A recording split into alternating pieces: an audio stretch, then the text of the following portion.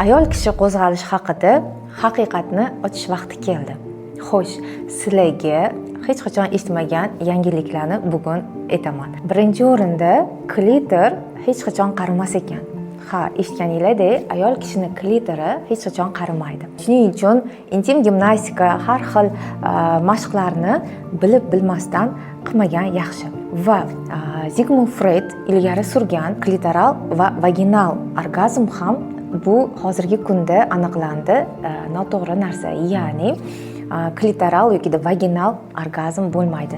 Orgazm klitorni o'zida bo'ladi. Chunki nerv tolalari o'sha klitorni o'zida juda ham ko'p joylashgan bo'lib, u har bir ayolda jinsiy konstitutsiyasiga qarab va ayol kishini jinsiy organlarini joylashuviga qarab, katta kichikligiga qarab hammada har xil joylashgan va albatta to'g'ri poza, to'g'ri pozitsiya, to'g'ri yondashuv bo'lsa, albatta orgazmga keladi.